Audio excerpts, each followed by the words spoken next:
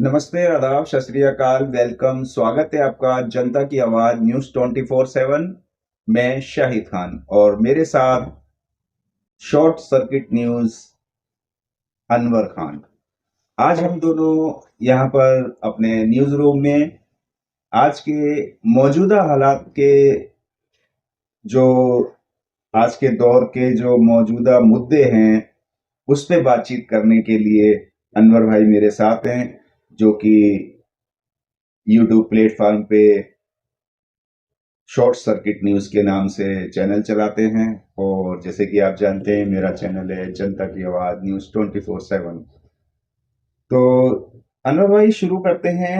आज के जो मौजूदा दौर में जो हालात चल रहे हैं, जो गरम गरम मुद्दे हैं, उस पे बात करने के लिए आपसे इजाजत मैंने ली है और यहाँ पे हम मौजूद हैं। तो सबसे पहले बात करेंगे, जैसे ताजा ताजा सुप्रीम कोर्ट का एक फैसला आया है, जिसकी सोशल मीडिया मीडिया सारी तरह के अखबार सुर्खियां बटोर रहे हैं।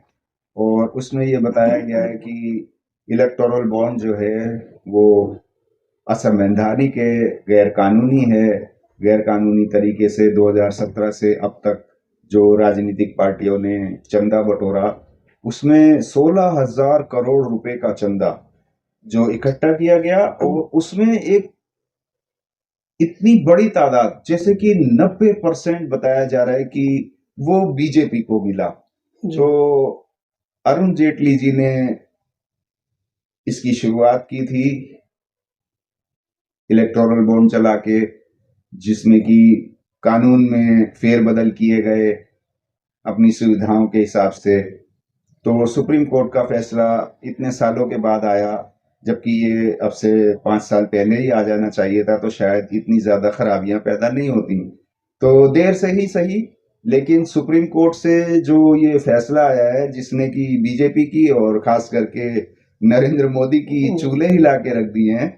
और एक आम पब्लिक में, मैं जनता में ये चीज देख रहा हूं कि उनका जो है, कहते हैं ना कि देर आए दुरुस्त आए, एक जो विश्वास पैदा हुआ है न्याय के लिए सुप्रीम कोर्ट से, जो ऐसा फैसला आने के बाद जो जनता में विश्वास बढ़ा है कि अभी उम्मीदें बाकी हैं, किसी एक ऐसी संस्था है जिससे कि, और उसमें भी खास करके सीजेआई डीवाई चंद्रचूड़ जी जो हैं, उनसे बहुत ही ज्यादा उम्मीदें लगा ली हैं इस देश के नागरिकों ने कि वो न्याय करेंगे और उनको न्याय मिलेगा हर मुद्दों पे, बड़े बड़े मुद्दों पे, जिस तरह से ये फैसला आया है। और अभी कुछ टाइम पहले आपने देखा होगा कि एक जो गुजरात का जो दंगों का एक केस था, बिल्किस बानो का, उनको भी न्याय मिला, लेकिन बहुत समय के बाद ही सही। वो भी काफी चर्चाओं में रहा। तो इन सब चीजों को लेके आप, मतलब आपकी सोच क्या है? आप किस तरह से सोचते हैं इन सब मुद्दों पे? तो मैं सबसे पहले शाहिद भाई का शुक्रिया अदा करना चाहूँगा कि उन्होंने अपने न्यूज़ रूम में हमें इनवाइट किया और कुछ विचार रखने के या हमसे चर्चा करने के काबिल समझा, इसलिए हमें बुलाया गया। बहुत बहुत शुक्रगुजार हैं इनके। देखिए सर, मैं कहना चाहूँगा, ये जो अभी आने वाले चंद सालों में, बल्कि अभी नज़दीकी सालों में जो फैसले आए हैं नई बेंच आने के बाद, उससे लगने लगा कि एक आम आदमी को भी लगने लगा कि सुप्रीम कोर्ट की ताकत क्या है। अगर देखा जाए तो अभी तक ये इतने से, अब चुनावी बॉन्ड वाली बात आपने कही, चुनावी बॉन्ड का मतलब बनता नहीं था। भाई ये तो मौलिक अधिकार है जानने का कि हमें चंदा कौन दे रहा है। लेकिन इस फैसले को इस तरह लाया गया, कुछ इस तरह लाया गया कि एक पार्टी को भरपूर चंदा मिल रहा है और वो छुपा रहे हैं कि भाई हम नहीं बताएंगे कि किसने दिया हमें, और दूसरी पार्टियों पे हम निशाना लगा रहे हैं कि भाई आप बताओ कहाँ से आ रहा है पैसा, काला धन है कि ये है। तो ये चीज़ ना गलत है। अगर एक चीज़ है, फायदा तो सबका होना चाहिए, नुकसान है तो सबका होना चाहिए। तो ये चीज़ बहुत बढ़िया, सही मौके पर आई है। चुनाव का मौका है, बीजेपी सरकार ने अपनी सब तैयारियां कर रखी हैं इलेक्शन की, लेकिन उसी समय ये फैसला आना, मुझे नहीं लगता कि इनको कुछ हजम होगा। कुछ तो बुरा लगेगा कि भाई, लगने वाली बात है। आता हुआ मेरे जेब में आता हुआ सब कुछ शो होगा। ये तो वो बात हो गई ना, ट्रांसपेरेंट जेब मैंने बनवा ली है, सबको दिख रहा है कि क्या क्या रखा हुआ है।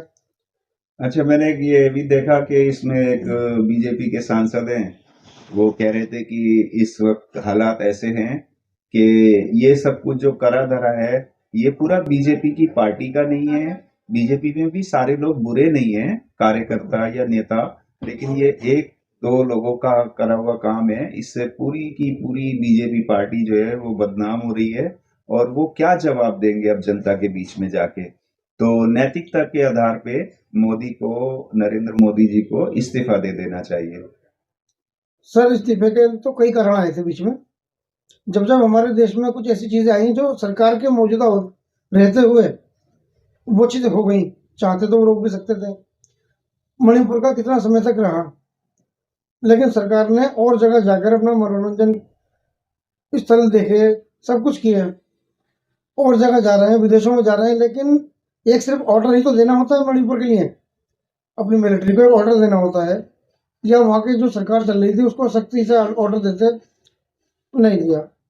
तो ये चीज, और फिर उस पर हम अपना दावा करने के भारत सरकार हम एक बार फिर चलाएंगे, तो सर ये तो वाकई नैतिकता तो अगर है, वाकई हम कहेंगे बहुत सारे नेता इसमें ऐसे हैं बीजेपी के जो बहुत अच्छी बातें करते हैं और सबके चाहते हैं, लेकिन मैं चाहता हूँ जो जो शीर्ष स्तर पर नेता हैं उनको पब्लिक के बीच में, हर समुदाय के बीच में अपनी पैठ बनानी चाहिए। अच्छा, आपने बात छेड़ दी अब जैसे मणिपुर की, जी तो मणिपुर पे मेरा बगैर उस चीज का जिक्र किए ऐसा लगता है कि बात पूरी ही नहीं होगी। जिस तरह से मणिपुर में नरेंद्र मोदी गए नहीं, वहां पे अपना इन्होंने कोई डेलीगेट नहीं भेजा, और मणिपुर के लोगों को जो जख्म मिले उस पे जो मरहम लगाने का काम राहुल गांधी ने किया विपक्ष में रहते हुए। दंगों के टाइम पे वहां पर जो अराजकता फैली हुई थी, आज भी तकरीबन तकरीबन माहौल तकरीबन कुछ ऐसा ही है, लेकिन उन्होंने जीदारी दिखाई, वहां के लोगों को जाके उनका दर्द सुना, उनके जख्मों पे मरहम लगाया। और भारत जोड़ो न्याय यात्रा, जो सेकंड भारत जोड़ो यात्रा शुरू हुई, पार्ट 2, वो भी उन्होंने मणिपुर से ही की। तो जबकि एक हमारे देश के प्रधानमंत्री हैं जो कि 30-40 किलोमीटर दूर ही किसान होते हैं, तो उनसे, वहाँ के मुख्यमंत्री से, पंजाब के, कहते हैं कि उनसे कहना कि मैं जिंदा लौट के आ गया। और वैसे कहते हैं कि 56 इंच का सीना है और अकेला सब पे भारी, ऐसी बातें करते हैं, और दूसरी तरफ ऐसी बातें करते हैं। लेकिन शायद भाई मैं आपकी बात रोकना चाहूंगा थोड़ी सी, वो जो मैटर था फ्लाईओवर का और जो किसानों का पंजाब में, मैं खूब याद है मुझे, और मुझसे ज्यादा जो वहाँ करीब थे खुद पीएम साहब देख रहे थे वहां पर, उन्होंने अपनी गाड़ी से निकलकर देखा भी था। वहाँ ज्यादातर तो बीजेपी का झंडा लिए हुए खड़े थे, उनसे उनको क्या खतरा हो सकता था, उनको ये बस पब्लिसिटी स्टंट कहेंगे हम। हाँ, हमारे देश के प्रधानमंत्री जो है वो हर चीज को इवेंट बनाने में माहिर जी है। जी और ये बात तो खैर उनकी बहुत मशहूर है कि वो इवेंट मैनेजमेंट, और जिस तरह से कैमरा जी भी उनको कहा जाता है, तो वैसे हमारे देश के प्रधानमंत्री हैं। लेकिन प्रधानमंत्री पद की जितनी गरिमा नरेंद्र मोदी ने गिराई है, शायद ही हमारे देश में अब तक नहीं, अब 12-13 तक ऐसा नहीं प्रधानमंत्री हुआ, रह चुके हैं, नहीं हुआ ऐसा। लेकिन आज तक ऐसा नहीं हुआ कि इस पद की जो गरिमा को गिराने का काम किया है जो नरेंद्र मोदी ने, वो, क्योंकि मैं नहीं कह रहा ये बात, पूरे बीजेपी के बड़े बड़े लीडर, बड़े कार्यकर्ता और आम पब्लिक जनता सभी इस बात को कहते हैं कि इन्होंने जो है इस पद की गरिमा को गिराने का काम किया है। जी बिल्कुल कहीं ना बिल्कुल। कहीं जो है बीजेपी के कार्यकर्ता, नेता, बहुत से लोग ऐसे हैं जो इनके कुकर्तों से, इनके जो इस तरह की हरकतें हैं, हरकतें ही कहा जाएगा, उससे वो शर्मिंदा अपने आप को महसूस करते। तो मेरे ख्याल से तो पहले अगर इनमें जरा सी भी इंसानियत बाकी है तो नैतिकता के आधार पे इस्तीफा दे देना चाहिए। नहीं, वो देंगे नहीं वो, अभी आप इस्तीफे की तो बात करें ही ना क्योंकि ये सत्ता का जो नशा है ऐसा है कि वो उतरता नहीं है। अच्छा, अब ये इनकी एज को देखा जाए तो अपनी, जैसे औरों के लिए इन्होंने एज लिमिट रखी हुई है, तो इस तरह से इनको कब का संन्यास वाकई ले लेना चाहिए। जो इन्होंने एक डायलॉग बोला हुआ है ना, हम तो फकीर हैं झोला लेके चल देंगे, तो इनको तो अपनी उम्र को देखते हुए अब राजनीति से दूर होकर झोला उठा के वाकई हिमालय पर चले जाना चाहिए। कहीं और वैसे भी कहीं आप उसी झोले की बात तो नहीं कर रहे जो हजारों करोड़ रुपया चलने के लिए लिया है? नहीं नहीं उस सही झोले में कहीं वो माल तो नहीं चला जाएगा? भाई देखिए, इसमें मैं कोई आपकी दो राय नहीं है इस बात में। वाकई ऐसा हो सकता है, बड़े बड़े उद्योगपति दबा के फंड दे रहे हैं, दबा के हर चीज में पैसा लगा रहे हैं, इन्वेस्ट कर रहे हैं। कारोबार में लगता है तो अलग है, लेकिन राजनीति में पैसा लग रहा है उनका, तो कहीं तो वो झोला है ही जो हमें दिख नहीं रहा है। देखिए, एक बात तो बिल्कुल जनरल बात है कि अगर कोई राजनीतिक पार्टी को अगर कोई इतना चंदा देगा, मोटा चंदा देगा, तो फायदा वो भी लेगा। कहीं ना कहीं उसका बेनिफिट भी तो लेगा ना। सर ये जो इतने बड़े बड़े प्लांट, इतनी जमीनें कौड़ियों के भाव दे दी जाती हैं, बड़े बड़े टेंडर पास कर दिए जाते हैं, तो ये सब किसके होते हैं, क्यों होते हैं? इसके पीछे सब कहीं ना कहीं अगर देखा जाए तो आजकल आम जनता भी समझ रही है इन सब चीजों सब को। समझते हैं। आप एक लिस्ट बनाएं, उस लिस्ट में जो जो चीजें अभी प्राइवेटेशन हुआ है हमारा, चाहे वो रेलवे स्टेशन हो, चाहे कुछ भी हो, मैं सबका नाम नहीं ले पाऊंगा, 100 कार्यक्रमों की आप लिस्ट बनाएं जो जो प्राइवेट हो चुके हैं, चाहे उसमें LIC हो या कुछ भी हो। उसमें देखिएगा वो सब 100 के 100 कितने कंपनियों को बटे हैं अलग अलग। सिर्फ 2-4 कंपनियों के हिस्से में गए सारी चीजें, चाहे एयरपोर्ट हो या कुछ भी हो। तो ये चीज क्या दिखाती है, अब जब हम कहीं पे इन्वेस्ट कर रहे हैं, पैसा इन्वेस्ट किया हमने, तो जाहिर सी बात है हम वसूल तो करेंगे, उनको मिल रहा है इनाम।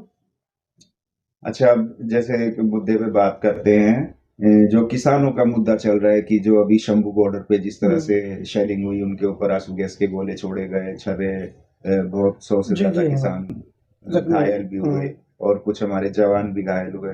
तो अभी मैं बात कर रहा था, एक कल परसों की बात है, जंतर मंतर पे एक्स सर्विसमैन से, तो वो कह रहे थे कि हमारे देश के एक प्रधानमंत्री थे, श्री जवाहरलाल, नहीं नहीं नहीं नहीं, वो लाल बहादुर शास्त्री। लाल बहादुर शास्त्री जी ने नारा दिया था, जय जवान जय किसान। और ये मोदी जी जो है ये काम कर रहे हैं कि मर जवान मर किसान, मतलब किसान और जवान को ये लड़ा रहे हैं आपस में। एक बॉर्डर, शंभू बॉर्डर, जो एक स्टेट के बॉर्डर पे इस तरह के हालात बना दिए हैं कि जैसे दो दुश्मन देशों के बॉर्डर भी शायद इतने खतरनाक, इतने इंतजामात वहां पर नहीं होते होंगे जो एक दो हमारे ही देश के स्टेटों के, क्योंकि जबकि ये हमारा देश ही जो संविधान में लिखा है कि ये राज्यों का समूह है, भारत देश, उसके स्टेटों के बॉर्डर को ऐसा बना दिया है। उन किसानों को यहाँ आने से रोकने के लिए उनके ऊपर जो जुल्म किए जा रहे हैं वो अपनी मांगों को लेके, जबकि उनकी वो मांगे हैं जो इन्होंने अब से 2 साल पहले, वो 13 महीने जो किसानों का आंदोलन चला था, उनकी जीत हुई थी, इन्होंने माफी मांगी थी आके कि मेरी तपस्या में कुछ कमी प्रधानमंत्री जी ने ही कहा था। और अब वो अपने उन वादों से मुकर गए। तो सबसे बड़ा झूठा प्रधानमंत्री का भी अगर कोई रिकॉर्ड बनता है और गिनीज बुक में या किसी बुक में अगर नाम लिखा जाएगा, तो सबसे बड़ा झूठा प्रधानमंत्री वो भी हमारे मौजूदा दौर के जो नरेंद्र मोदी प्रधानमंत्री हैं, उनके बारे में कहा जाता है कि सबसे बड़े झूठे हैं। ऐसी गलत गलत नीतियां लेके आ रहे हैं, ऐसे गलत गलत कानून में फेरबदल कर रहे हैं कि जैसे लोकतंत्र के साथ ऐसा मजाक बना के रख दिया है, लोकतंत्र की हत्या कर रहे हैं, बिल्कुल सरेआम खुलेआम जो है संविधान की धज्जियां उड़ाई जा रही हैं। जी बिल्कुल। वैसे अभी इन 13 महीनों में पिछले वाले देखा जाए करीब 700 किसान सड़कों पर ही मर गए। कुछ सर्दी से मरे, कुछ गर्मी से मरे, कुछ 750 किसानों को तकरीबन तो बताइए शहीद हुए वो।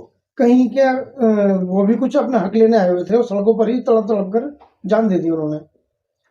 तो इनको उससे सबक लेना चाहिए था कि कोई ऐसी बात ना हो कि फिर कोई आंदोलन ऐसा छिड़ जाए कि जान पर बीते या फिर लोगों की परेशानियों का सामना और ज्यादा करना पड़ जाए। और वही हो रहा है, जितना इन्होंने अपनी पावर और जितनी शक्ति और जितनी हाईवे पर नियम कानून चलने के कि कौन जाएगा पार कौन नहीं जाएगा, ट्रैक्टर चेक हो रहे हैं और गाड़ियाँ चेक हो रही हैं, इतनी शक्ति अगर ये हम चाइना के बॉर्डर पे करते तो शायद वो अरुणाचल प्रदेश में चाइना ना बैठा होता अपने शहर बसाकर।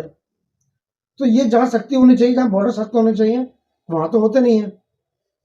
ये इनका जो राहगीर परेशान हो रहे हैं आज, उनका क्या कसूर है? हाँ, अब देखिए ना, बोर्ड परीक्षा भी उस दिन शुरू हो गई है खबर सुनी मैंने और आज परसों। भारत बंद है। भारत बंद का उन्होंने ऐलान कर दिया किसानों ने। वो मजबूर हैं। कल उन्होंने रेलवे ट्रैक जो है जाम किया था जी जी 4 घंटे के लिए। मजबूर किया जा रहा है उनको। उन्होंने उसके विरोध में किया कि जब उनके किसानों के ऊपर शेलिंग की गई, उन पे गोलियां दागी गई, तो उन्होंने उसके विरोध में फिर जो है रेल रोको आंदोलन शुरू कर दिया उसके विरोध में। अब ये है कि हमारे देश का जय जवान जय किसान जिस देश में ये नारा दिया गया, उसमें ही आज ऐसा हो रहा है कि जवान को और किसान को लड़ाया जा रहा है? अभी अब जैसे एमएसपी की बात है कि एमएसपी अब जब इन्होंने आके वादा किया था, जिनको अभी अब देखिए एक मुद्दा मेरे एकदम जहन में आ गया। अभी भारत रत्न दिया गया चौधरी चरण सिंह जी को जी और स्वामीनाथन जिन्होंने ये जो एक बहुत ही मशहूर उनकी सिफारिशें हैं, अगर उसको लागू कर दिया जाए तो सारे मसले ही हल हो जाए। तो वो तो वैसे भी भारत के रत्न है। जी ये दिखावे के लिए आप अगर भारत रत्न दे रहे हैं तो वो भारत रत्न तो वो तो है ही भारत रत्न। जी जी कोई उसमें शक की गुंजाइश ही नहीं है। उनको ये सिर्फ तमगे की जरूरत नहीं है, वो तो भारत रत्न है। जी तो अगर आपको उनको भारत रत्न देना है तो उनके द्वारा जो सिफारिशें दी गई हैं उनको लागू करिए ना। चौधरी चरण सिंह जो हितैषी, ये सिर्फ सिंपैथी लेने के लिए किसानों की, इलेक्शनों का टाइम और है। उसमें साफ जाहिर भी हुआ। वो उनके चरण सिंह के जो पोते हैं जयंत चौधरी चौधरी, वो बीजेपी की गोद में जाके बैठ गए। जी सर। तो वो इसीलिए उन्होंने अभी जैसे बिहार में हाँ देखिए वो, बिहार में वो क्या नाम है उनका, मेरे को ठीक से नाम याद नहीं आ रहा, जिनको भारत रत्न दिया गया है। शायद आपको याद हो नाम वो। तो खैर कोई बात नहीं, वो नाम तो ध्यान नहीं है, लेकिन मुख्यमंत्री रह चुके हैं वो। अभी जब वो उनके रिकॉर्ड देखे गए या उनके बारे में कुछ जानकारी हासिल करो, तो उनकी सरकार गिराने में, उनको गालियां बकने में सबसे ज्यादा आरएसएस और बीजेपी के लोग आगे रहते थे। बिल्कुल। अब नीतीश कुमार को अपने पाले में करने के लिए उनको वहां पे भारत रत्न दिया गया। तो ये तो भारत रत्न ये ऐसा हो गया कि जैसे ब्लैकमेल कर रहे हैं। जहाँ उन्हें फायदा चाहिए वहां डिवाइड कर देते हैं। हाँ, ऐसे बांट रहे हैं जैसे भारत रत्न, कि जैसे उसकी वजह से नीतीश कुमार जी आ गए उनके पाले में, और यहाँ पर जो है चौधरी चरण सिंह जी के पोते जो जयंत चौधरी जी आ गए उनके पाले में। इस तरह से अभी मगर बहुत अच्छा उनकी बेटी जो है उन्होंने कहा था, उसके बारे में मैंने एक यूट्यूब चैनल पे देखा था कि अगर उनको भारत रत्न देना है तो उनकी द्वारा लाई गई जो सिफारिशें हैं, स्वामीनाथन जिसका बड़ा जिक्र होता है, स्वामीनाथन आयोग था, उनकी अगर वो लागू कर दी जाए तो मेरा ख्याल है कि बहुत सारे मसले हल हो सकते हैं। देश हित में है वो। हाँ, देश हित में है, उसमें अल्पसंख्यकों के लिए है, किसानों के लिए है, और भी बहुत सी चीजें हैं उसमें जो हमारे देश हित में। तो यही सब बातें हैं। लेकिन अब आपको कैसा लगता है कि ये 2024 में क्या ये जैसे ही नारा दे रहे हैं 400 पार, तो अभी मैं ये देख रहा हूँ कि अभी जिस तरह से सुप्रीम कोर्ट का फैसला आया है, तो उससे तो मुझे लगता है 400 पार क्या, अब शायद इनको 4 पार करना भी मुश्किल हो जाएगा। नहीं, लेकिन मैं आपको एक बात बताऊं, आप इस पार्टी से वाकिफ होना चाहिए आपको। ये डूबते डूबते भी किनारा ढूंढ लेते हैं, आपको पता होना चाहिए। इन पे कई हथकंडे ऐसे हैं इस पार्टी के ऊपर, खास बात ये है इसमें, हार नहीं मानते, चाहे अपने आपको कितना ही गिराना पड़ जाए, ये अपना सहारा बना लेते हैं। और यही वजह है, कई जगह देखा गया, महाराष्ट्र में भी यही हुआ, कैसे उन्होंने सरकार गिराकर अपनी सरकार बनाई, बिहार में कैसे गिराई, कर्नाटक में कैसे गिराई, और जगहों में कई जगह उन्होंने यही हरकतें करी हैं जो कि नहीं होनी चाहिए। गोवा में हाँ, एक मुद्दा और भी बड़े जोर शोर से चल रहा है कि बहुत सारे दानिशमंदों का, सुप्रीम कोर्ट के वकीलों का, जिसमें महमूद पराचा जी भी हैं और भी बहुत सारे सुप्रीम कोर्ट के वकील हैं, उन्होंने एक पूरी मुहिम चला रखी है, और अब तो वो तकरीबन तकरीबन जो है जन आंदोलन बनने की तरफ को जा रहा है। ईवीएम का मसला जो है, अब ईवीएम से अगर वोटिंग ना होगी तो शायद है कि इनका जीतना अब नामुमकिन की तरफ को जा रहा है। नहीं, ये आपकी बात बता दूं मैं आपको ईवीएम और बैलेट पेपर के बारे में। अभी आपने देखा होगा कुछ समय पहले चंडीगढ़ के चुनाव में एक बैलेट पेपर का एक नमूना देखने को मिला हमें कि अगर ये साबित करता है हमें जीतना होगा तो हम ऐसे भी जीत लेंगे, हटा दो ईवीएम, हम बैलेट पेपर को भी अपने पाले में कर लेंगे। और वही देखने को मिला मेयर के चुनाव में। वो सही चंडीगढ़ वाले 20 वाला 12 पे रह गया तो 16 वाला वहाँ का मेयर बन गया। उसमें भी सुप्रीम कोर्ट ने बड़ी तगड़ी इनको जो है नहीं, फटकार लगाई। उस अधिकारी के लिए भी पूछा गया है कि भाई उस पे अगर आप कार्रवाई होगी। केस करने के ऑर्डर आ गए उसके, सुना था हमने भी। तो कहीं ना कहीं कुल मिला के बात यह है कि अब जो देश को, देश की जनता को जो उम्मीदें हैं, वो एक सुप्रीम कोर्ट ही ऐसा बचा है कि जिससे कि न्याय वहां पे समय तो लगता है, बहुत देर से मिलता है, लेकिन कुछ चीजें ऐसी भी हुई थी बीच में जो कि सरासर एक तरह से सुप्रीम कोर्ट के वकील ही कहते थे कि ये फैसला जो है ठीक नहीं है, लेकिन उन्होंने शायद देश हित में किया, अपनी अपनी उनकी समझ है भाई, वो बहुत ज्यादा समझ रखते हैं, इतने बड़े ओहदे पे बैठे हैं और सबसे सर्वोच्च अदालत है। तो फिर भी कहीं ना कहीं अभी जो हमारी जनता को, हमारे देश की जनता को जो उम्मीदें बाकी हैं, वो सुप्रीम कोर्ट से ही एक ऐसा लगता है। और उसमें बहुत ही मैं अपनी तरफ से एक बात कहना चाहूंगा कि डीवाई सीजेआई जो है चंद्रचूड़ जी, उनसे जो उम्मीदें हैं, उनकी बेंच से जो उम्मीदें हैं, उसमें कहीं ना कहीं देश को जिंदा रखने की, जिंदा रहने की जो गुंजाइश है, संविधान को बचने की जो गुंजाइश है, वो सुप्रीम कोर्ट और सीजेआई चंद्रचूड़ जैसे लोगों की वजह से ही बाकी है। तो ये वीडियो अब इसको यहीं पे समाप्त करते हैं, और मैं आपसे उम्मीद करूंगा कि फिर कभी ना कभी समय दें अपना, और हम इसी तरह से बाकी मुद्दों पे भी चर्चा कर सकें। जी बिल्कुल शाहिद भाई। जनता से ये कहूंगा कि जनता की आवाज न्यूज 24/7 को ज्यादा से ज्यादा सब्सक्राइब करें, वीडियो लाइक करें, शेयर करें, और अनवर खान जी के शॉर्ट सर्किट न्यूज को ज्यादा से ज्यादा सब्सक्राइब करें, वीडियो लाइक करें, शेयर करें और चैनल को सब्सक्राइब करें। बहुत बहुत शुक्रिया, शुक्रिया। धन्यवाद।